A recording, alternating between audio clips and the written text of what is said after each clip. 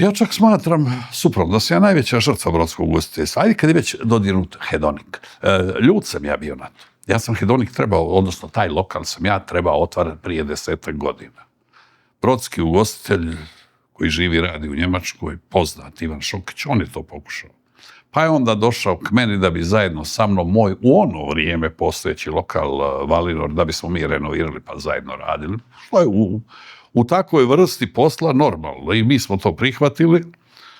Trebali smo zajednički financirati taj posao u Valinoru, ali on je rekao, odnosno pozvao mene u partnerstvo u taj lokal, mislim da je neko drugo ime mu htio dati, on će isfinancirati ovo, odnosno taj lokal u Mesićevoj, ja ovo svoje i tako.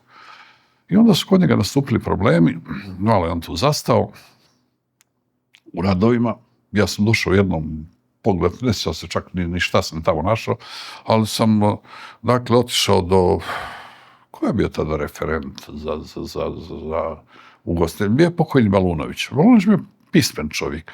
A Šokić je već sad pokazivao znakove nervoze i želju da to napusti. I bilo on to meni prepustio i dao ono lijevo desno. Nisam ja govorio od želje da otvaram i uzimam taj lokal.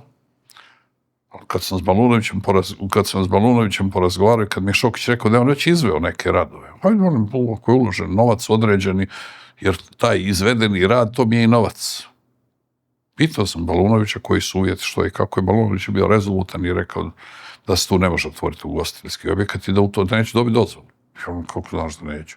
Pa kaže, možda ćeš je ti dobiti, ali 100 problema ćeš s tim lokalom imati i ne ulazi u to.